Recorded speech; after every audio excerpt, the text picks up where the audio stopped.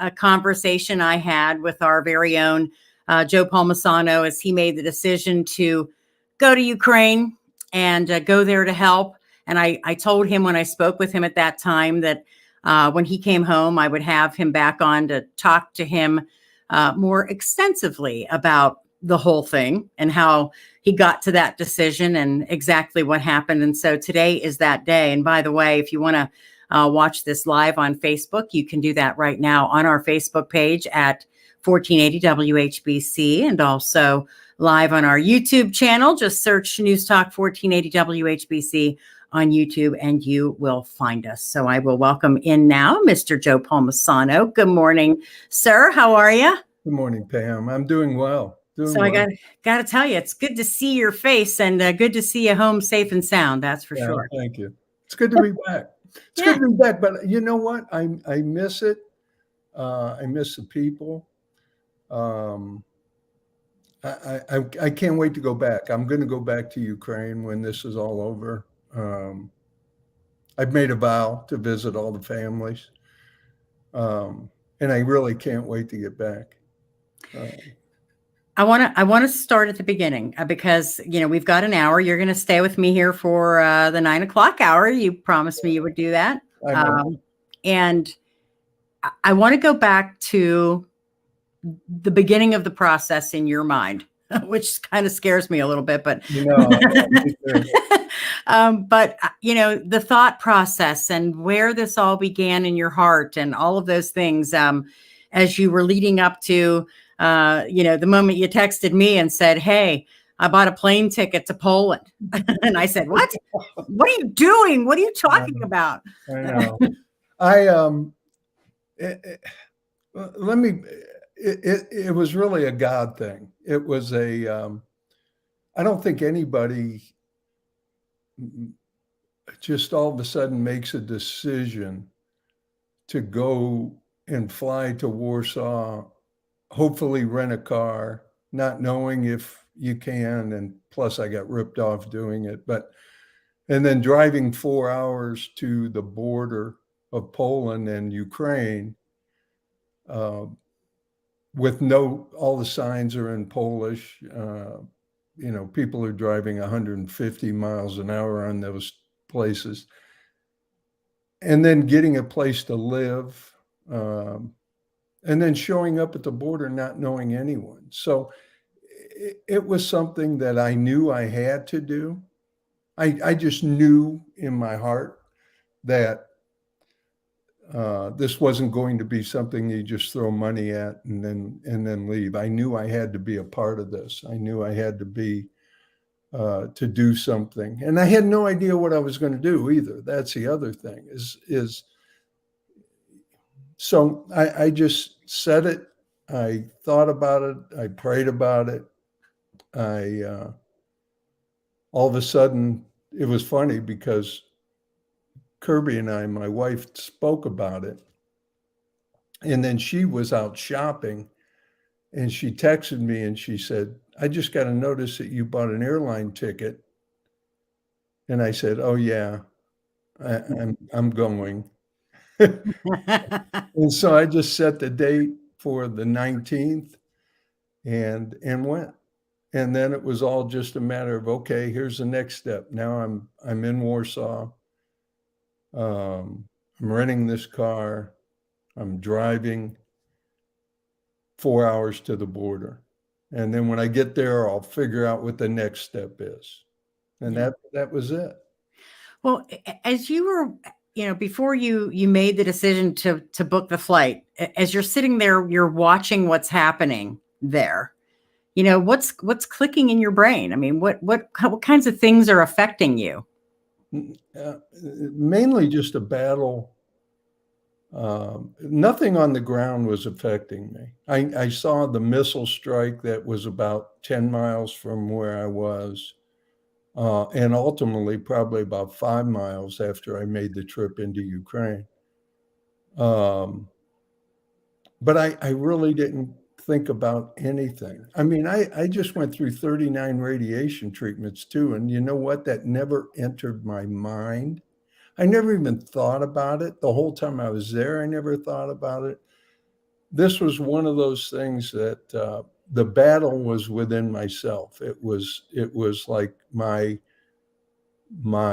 personal self was trying to fight with my, I guess, my spiritual self, and saying, don't go. You can always back out. You can cancel your flight. So there was this constant, that little voice in your head saying, don't do it. And then I just kept doing it. And just kept going and taking the next step, booking the flight, showing up at the airport, getting on the flight, taking off. So it was a matter of just going, here's the first step, here's the second step, here's the third step. And just next thing you know, I'm at the border. And then wondering what I'm going to do, how I'm going to help, what my role is, and all those things. So it was just a leap of faith. It was like almost putting on a blindfold and stepping off the plank, and then wondering where I was going to land. So that was really the whole process. It was pretty amazing process mentally. Yeah. And I'll pose to you the reaction from the other side, because as people heard you talking to me on the radio, or they heard from me saying, guess where Joe is, or guess where Joe went. Yeah. First they're going, oh my gosh, but they were saying to me, first, I had two reactions. One was, wow. Well, first of all, they weren't surprised because they all know you and your heart. But they also were like, and they all know you, and that your brain. But they were like, oh wow, man, I wish I had the gumption that he has to do that. I would love to do that in a heartbeat, but I could never do it. That was one reaction. The other reaction was, he just got over this cancer thing, and is this a reaction to that? No, what I mean? Because it never entered my mind. Yeah. Never entered my mind until I got home, and I realized how exhausted I was. And I realized it over there, but the whole time I was over there, I never thought about the radiation. I was always thinking, well, I'm just walking 20 miles a day, and I'm pushing a shopping cart that weighs about 200 pounds, and I'm doing it over and over and over. And so I just chalked it up to that and the bad food I was eating when I ate. So, I mean, I just chalked it all up to that. And I never thought about the radiation until I got home. So it had nothing to do with that. It wasn't like, okay, I've got to do something big because I just finished this radiation. No, it never, ever entered my mind, Pam. It was totally gone. I don't get it. I have to laugh because if you're watching us on Facebook or on YouTube, producer Billy is, putting up the little labels and things of who you are, former WHBC broadcaster. Oh, yeah, don't do that. And right now he put up all around good guy. Don't do that. I love you, Billy. I love you. That's hilarious. Well, we're going to take it for our first break. And when we come back, because I do know, Joe, I mean, you obviously in your lifetime have pushed yourself to the brink physically and mentally in many ways, through sports and fitness and in many different ways. But, I want to talk to you about getting there and what what it was like. I mean, because I just can't imagine how scary that was. Yeah. Yeah. And we'll talk about it. It was pretty amazing. The whole. All right. We'll get to that. We'll take a quick break. And when we come back, we'll talk more with Joe Palmisano. Stay tuned.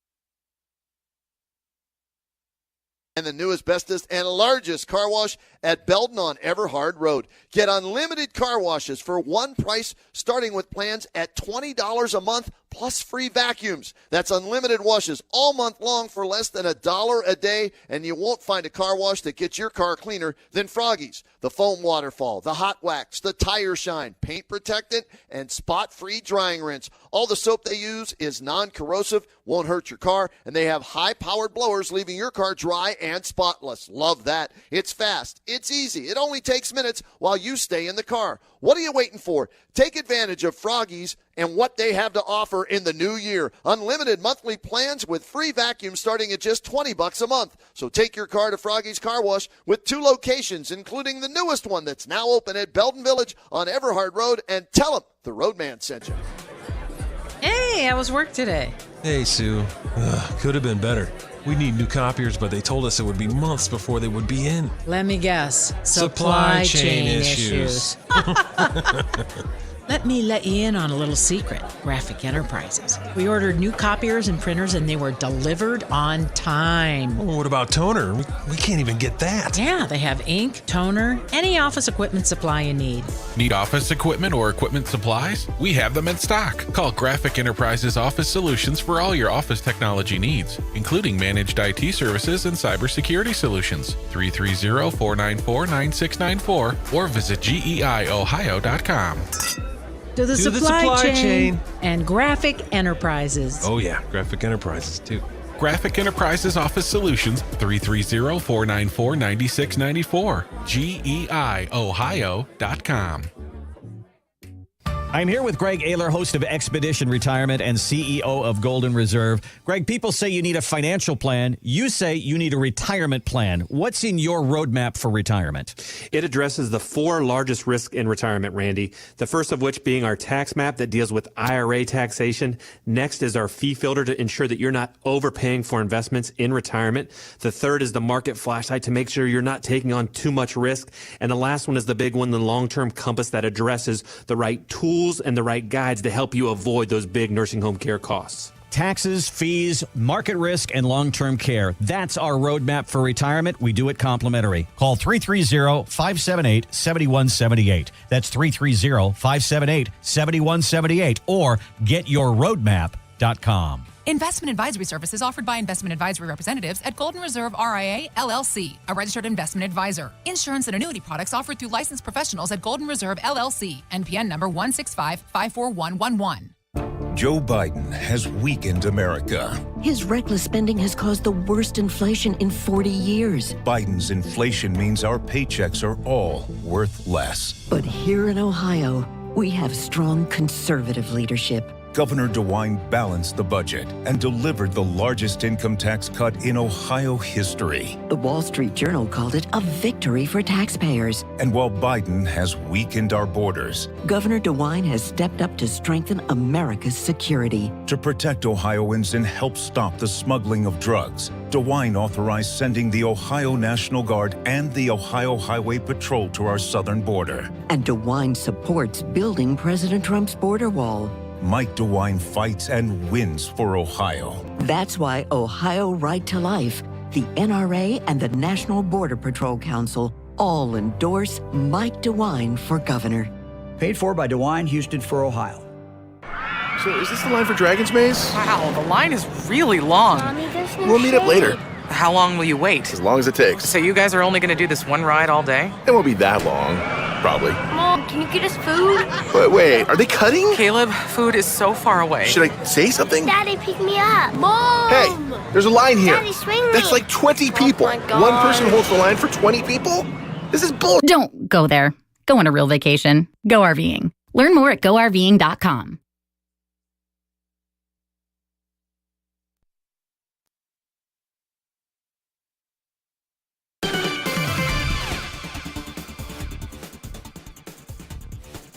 And welcome back to News Talk 1480 WHBC. And we are live on Facebook, live on YouTube right now, and talking about the trip to Ukraine. Joe Palmisano joins us this morning. And again, as I said, glad to have him back safe and sound with us here at WHBC. And we want to recap the trip. I have to know, you made the plans, you got the tickets, you decided, I'm doing it. There's no turning back now. You get on that flight. And then what? Tell me there. Start there. Well, again, so now I land in Warsaw. I try and get a car, and the guy just absolutely says, no, I can't rent you a car. You have to have an international license. And I said, I have to get to the border. I don't know how else to get to the border. Well, I can sell you this more expensive insurance. So anyway, my car went to like $1,200. And so it was like, I've got to do it. You got me over a barrel. What am I going to do? Walk there? Yeah. And I wasn't going to turn around. And so I drove, I started driving, didn't know where I was going. The signs are all in Polish. I get to a place called Przemyl, which is pronounced which is spelled Przemyl.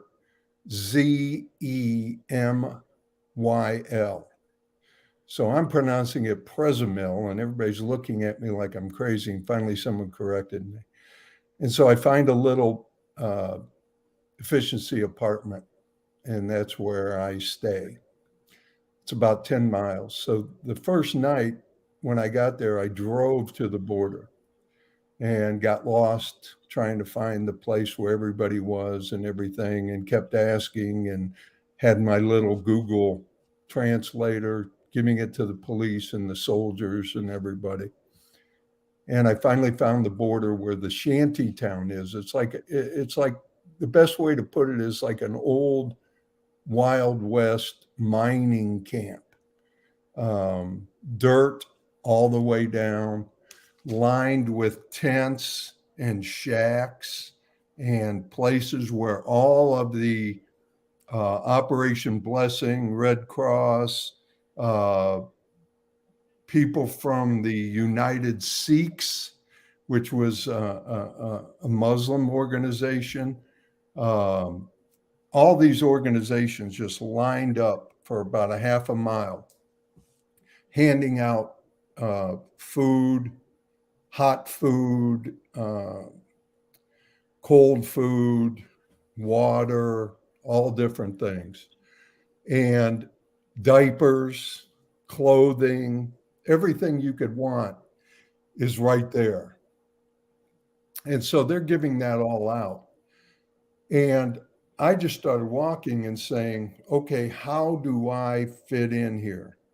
Where do I go? So I went to a couple organizations, and, there's a language barrier. They're busy. They really, it's not like you walk in there and you say, I'm Joe Palmisano. Right. Help me. Let me help you. They're all busy. And so I quickly found out that there wasn't anything in this entire line of things for me. I even was told I needed to go register with the Red Cross. I tried to do that, and they kept telling me that no one was there to register me. So I quickly let that go. I had purchased as you saw in the pictures, a yellow construction vest, which is what they advise wearing if you're volunteering. And so I wondered what I was going to do. I wandered around that night and really didn't find anything, but I saw people transporting food. There you go. I saw people transporting food from like one shack to another with shopping carts. And I noticed that there was, Sasha, the little girl she traveled hundreds of miles with her mother, and she's hungry, and someone hands her cotton candy as soon as we get across the border. And I said, really? Yeah. Now he's talking about pictures, by the way, for folks who are listening on the radio. We're putting pictures up on our Facebook page on the video portion so that you can check them out. They're great photographs. Those brought tears to my eyes when you sent those. Love them. I absolutely fell in love with her. I hugged her so hard, and all these other kids. And anyway, but so I got there and I went through that the first night, and I left. that night because I had just traveled all day and I just wanted to see what was going on. Well, the next morning I went back, and the grocery store where the shopping carts were, I borrowed one. And I went down and I said, what am I going to do? So I'm walking down this path where all the shacks are and all the tents and everybody. And I found at the Red Cross, I found a lady from Israel. And I just asked her, how do I get across the border? She spoke English. I said, how do I get across the border if I want to go in there? And she said, well, if you give me a little bit of time, I'll take you across the first time and show you. So I did. I waited. She took me across. I followed her, saw how I needed to go through and show my passport. And then if I wanted to keep going, I could keep going. It was about another half mile or so to the Ukrainian border. So I walked there. She turned around at the Polish border and stopped, and she said, you just keep walking, you do the same thing at the Ukrainian border. So I got through the Ukrainian border. I have my shopping cart, and I noticed then when I got through the Ukrainian border, a big line of people and a lot of families and stuff. So I went there and I started going up to people, and I quickly realized that I needed to record, look, I'm here to help. I needed to translate that into Ukrainian. So that because if I walked up and just pointed to my cart, they were looking at me like I was crazy. Like, are you trying to steal my luggage? Yeah. And so I started being able to communicate with them. And I wanted to communicate with them that there were human traffickers at the Polish border the first few days. And then the Polish army and police flooded the place because I know one group grabbed a guy and beat him up. Another two were arrested. So my goal was to take them from the bus they got off of to the bus they needed to get on that was going to be the right bus to take them to safety. And I realized that I was really I think I was the only one that I saw in the whole time I was there doing that, because sometimes it took 6 hours. And from when I left Poland to when I came back into Poland and put them on the bus. And that whole time and I also noticed that I didn't want to go to the line. I needed to keep walking. And I found a village about a mile in to Ukraine. And that and another little village beyond that was where the buses and cars were letting the people off. So I wanted to greet them there as soon as they got off the bus and load their luggage on. I started bringing water and food in for them. I would load their luggage on, and that's what I did. That was my mission from then on every day, was to make, the first day I made 4 trips in and out. As the line for the refugees started getting longer, sometimes I made 2 and 3. As sometimes it got to be 6 hours on one trip, and I would make 2. So I would go from morning until night. The weather changed dramatically, so I was sweating during the day and I was freezing at night. And then you got sick, right? Yeah, I got, first of all, I got exhausted. Let's stop you. I'm going to stop you right there, because we're going to take a break. I want to get some of this commercial stuff out of the way. And so I don't have to interrupt you again. And then we'll come back and talk more, because, I'm thinking, gosh, I would be so afraid that the people wouldn't believe me, like you were saying. And I never really thought about the other folks any kind of tragedy, people are trying to take advantage of things, and they certainly were in that situation. Isn't that an awful thing? I know. My goodness. So many things to ask you about, Joe, and we will do that. We'll take a break right now on 1480 WHBC.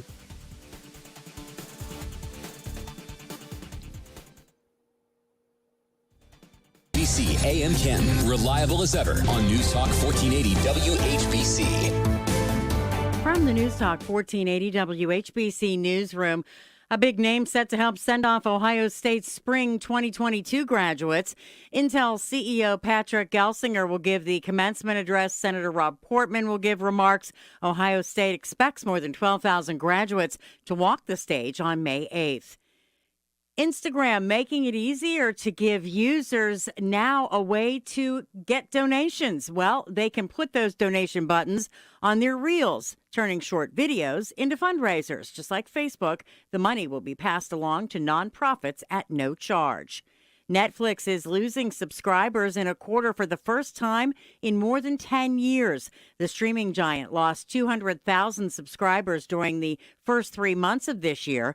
Netflix had previously forecast a subscriber gain of 2.5 million. There are suspicions that the platform's cracking down on password sharing was part of the problem. The Osnaburg Local School Board has decided not to renew the contract of East Canton Hornets football coach John Spider Miller. Miller told our Kenny and JT yesterday afternoon he has no idea why and was blindsided by the decision. To listen to the complete interview, go to our website, WHBC.com. Meanwhile, a community meeting is set for tomorrow night at 7 at Worley Park by Top Pavilion to discuss the decision by the school board. Many community members expressing dismay over Spider Miller's being removed as the head coach. Again, Mother Nature says no to baseball yesterday. The Guardians game with the White Sox postponed until today. Traditional doubleheader all set for today with the pregame starting at 1:35 this afternoon. For News Talk 1480 WHBC, I'm Pam Cook. Your severe weather station, News Talk 1480 WHBC. Here's your AccuWeather forecast. Becoming cloudy, high today 57. Clouds and a bit of rain late tonight, low 49. Clouds, rain, and drizzle tomorrow morning. A shower in the afternoon, the high at 63. Partly cloudy for tomorrow night, low 49. Clouds and breaks of sun on Friday, the high at 66. Clouds and sun Saturday, the high near 80. A thunderstorm around on Sunday, the high for Sunday at 84. I'm Steve Williams for News Talk 1480 WHBC.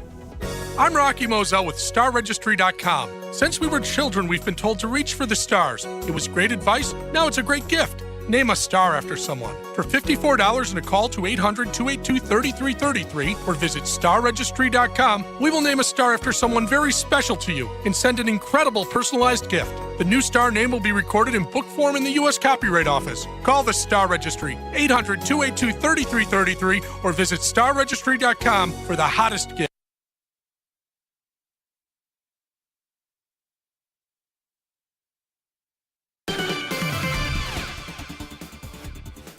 And welcome back to News Talk 1480 WHBC. Again, we are with Joe Palmisano this morning and kind of getting a firsthand look at exactly what it was like for him as he visited Ukraine and more than visited, emerged himself with the folks there. And boy, I want to get to that part of it too, Joe, because I know you really, really have connected with some people there. It wasn't just carrying luggage and dropping them off. It was not like that. And it has gone way past that, correct? And that was really the reason for the mission that I felt I had there is I spent hours with these people. If they waited in line, I waited in line. If they wanted to stop and change the baby's diaper, I did. I carried their babies. I carried their luggage. They were more worried about me than I was them, and I was blown away by that.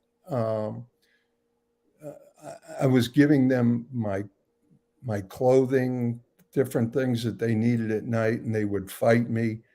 I was giving them, each family, I gave money, and I had to grab their hands and cup their hands so that they wouldn't give it back. I had to stare into their eyes and say, no, you take this. Very, very proud, very strong people. But I told you two things that are communicated without language over time, if you give them time, is love and trust. And at the end of my time with them, there was a tremendous amount of love, tremendous amount of trust. Each family, there were hugs, tears. I wasn't just loading their luggage on and saying bye. We were exchanging numbers. They knew I was committed to them. And I think that was what I was meant to do. I wasn't meant to just do an assembly line touch. And even when I became exhausted and I thought, okay, I'll just hang out at the border today and hand out water or something. I just kept going, and every day just kept going. And it was like, all the cameras and everything, all the news stations were down in this little shanty town. And so and it was like, I was like this blur that showed up on the border, disappeared into Ukraine, and came back 3, 4, 6 hours later. And it was funny because I thought, I don't care. No one noticed. I would stop at 6 o'clock and somebody would give me something to eat, or I'd bring water, I'd have water. And then when I got to the airport coming home, I told you there were 2 men from Operation Blessing there, and they were at the airport. And I went over to introduce myself and just talk to them and say, how long? And before I even said anything, they said, we know you, you're the cart guy. and I was like, you actually noticed that? You saw me doing that? And I was like, it made me feel good that someone had at least noticed what was going on. But that was my, I just bonded. That family right there, I'm trying to get them in the United States. They're on a train. They were on a train yesterday to Italy. I'm supporting them. I'm sending them money. They have become my family.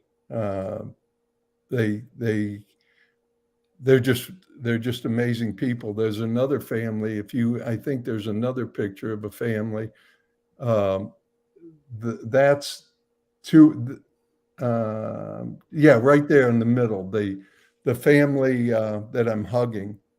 Let's go through these, and I know people. If you can, and if you are watching on Facebook, you can't see it on the radio, obviously, but you can go to Facebook or our YouTube channel and check out these photos. One of the families is now, I just was working this morning to get them money, and it's so hard to get them money. They don't have, in that case, that family doesn't have a passport, so you can't send MoneyGram. So you have to find someone who's willing, who you trust, who's willing to go with them to get the cash and then turn it over to them. But their husband is fighting right now in Kharkiv, and her husband and those kids, and she sends me texts daily saying how much she misses her husband, how much she can't wait to hug him. I said, I can't wait to meet him. His name is Sergey. The one picture of the young lady who's kissing her mother, they spent 2 days prior to that picture, 2 days earlier, their house was blown up by a bomb. They spent 2 days in the basement with no food and water. I walked across, I got them at the bus, took them to their bus. They are in Italy also. Their husband and brother are in the hospital, one with a shrapnel wound to his head, another one with shrapnel in his leg. So they had to leave them behind. And they traveled to the border. And those two were constantly worried about me. There's a lady you see with red hair. She's 80 years old. Oh my gosh. She looks great. I know, but they're tough people. She's 80 years old. Her and her daughter I took across. I took them across and carried their luggage with those two that were in the bombed out house. So we all went over together. And when I got there, when we got the bus, she cried, the lady hugged me. They are in Krakow right now, and that's where they're staying in Poland. So I mean, just we truly, and that's what was the blessing to me, is we truly bonded. We are making plans to see each other again. I got a text today from Ermia, but her husband is Sergey, who's fighting. And her father is also there. And she said to me today, I can't wait for you to become acquainted with Sergey. And I'm like, I just can't wait to get back there. There is a forever bond with these people, with these families. They have become my families, and that's my blessing. And I am totally committed to them. Totally committed to them. And that's what I want to talk about next. Okay. What the next step is, and also what's happening there now, and how it keeps getting worse, and what the outlook is for these folks. I mean, it's a tough thing to even watch, but obviously, we'll take a quick break, our final break, and we'll be back. We'll talk more with Joe Palmisano here on 1480 WHBC.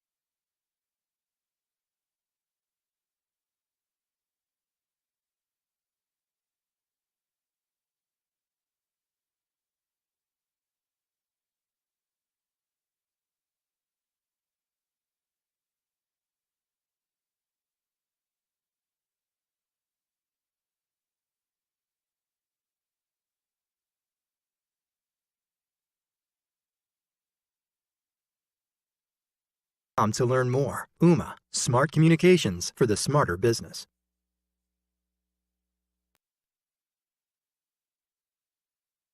All right, we're back, and we are again talking with Joe Palmisano this morning, and taking a look back at his trip to Ukraine, and kind of wrapping things up just a little bit, but still not enough time, Joe, to go through all of this, because I mean, I have a million questions. I haven't even really had a chance to ask you anything, but obviously there's just so many different things. But now, as we look at what's happening there, and it's getting worse and worse, and it has to be so hard. I mean, it had to be so hard when you were there. And now, I mean, the odds of them being able to return home get less and less every day, right? Yeah. And the odds of them getting out is getting less and less. Yeah, the husbands.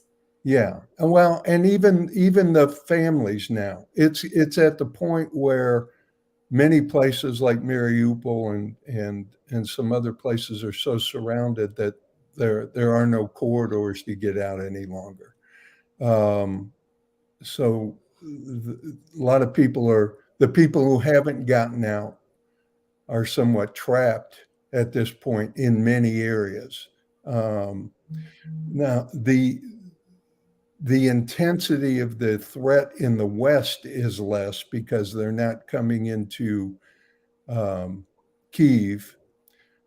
They've pulled all the way over to the east, but the missile strikes and things like that are still coming to the West. And as Russia starts to target some of the corridors where the weapons are coming in, if they do, it could get, even stickier on the West. The Medica border, the Shemel border, and areas from Romania and different places where they're coming in from. But yeah, it is absolutely devastating. I mean, if you can imagine families being separated from husbands, fathers, mothers, not knowing if they'll ever get back, entire cities being just flattened. It's just unbelievable, the strength of these people. It absolutely blew me away. Absolutely. Did they have contact with their loved ones, their husbands? Yes. The husband who's fighting in Kharkiv actually talked to his wife yesterday. She told me that they had spoken. Sergey, he got in touch. He's fine. I don't know, it's touch and go. She always says to me, God willing, you'll meet him someday. They are very worried. They live in constant fear of something going on. Sometimes I think it's worse for them being away and in a different country than if they were still at home. And a lot of people have gone back. I took an 80-year-old woman back, and she wanted to go back. And I said, why are you going back? She said, I'd rather die at home than be away. I saw a lot of stories, especially of the elderly people who stayed, who never left in the first place. They just wanted to stay. And I can understand that. I mean, I can. I can too. And it was their younger, their children and everything that were really kind of pushing them out. But then when they got out, they realized they didn't want to be out. They wanted to go back. They'd rather die at home. Which is, I like you said, I agree. How long do we see this going on? I don't know. As long as Vladimir Putin wants to make a statement and soothe his ego and come out of this with some kind of something that he could march on May 9th and have a celebration. Yeah. I know we're sending more. We're sending more and more. My biggest fear, and I guess it's a fear, it's also part of me is thinking it's an inevitability that NATO gets involved in this, because somewhere along the line, somebody's going to get hit with something, either transport vehicles, something. I know there were a lot of soldiers over there who were Americans, who were Europeans. I met them coming across the border. Yeah. They were mercenaries, and they were bad looking dudes. They really were. And they were wonderful, but they were tough. And I asked them where they were, and they said, well, we can't tell you where we were, but we've been everywhere. And wow. So there's a lot of people over there fighting and doing things, but it's pretty amazing. This is the whole epitome of stupidity, and it blows me away that in 2022 we've still got these things going on. I know, but I will tell you, in looking at the silver lining, I am thankful that we get to see an illustration of human spirit that is unbreakable, and that part of that is you going over there and illustrating that from our end, but also the people that you met as well. Because that's the kind of stuff that props you up. You know what I mean? And they're really truly the heroes. And I've got a friend over there now that I met, Marcos. He's from Texas. He's still there. He's a 36-year-old guy. He can handle it a lot better than I can at this point. But he has gone from doing similar to what I was doing to now he's traveling all over Ukraine, in a van, bringing supplies and food and medical supplies all over. And he's been close to Mariupol. He's been in Lviv. He's been in Kyiv. He's been all over the place. And I keep in touch with him daily. In fact, we just texted this morning and sending him money for supplies and things. But he's truly a hero. I mean, he's putting it on the line. Yeah. Which is totally blows me away. Well, you know that we're going to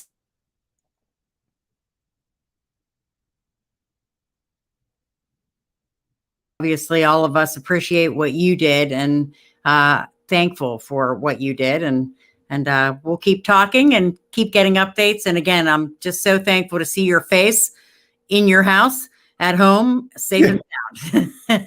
Yeah, I needed to be back, but keep praying for the people over there and sending money if you can, because it's going to good places, the Red Cross, things like that. They need all the food and water and supplies that they could possibly get. And there's great people over there spending that money, trust me. And we will talk again soon, sir. Thank you very much. Thank you, Pam. I appreciate it. Love you. Love you too.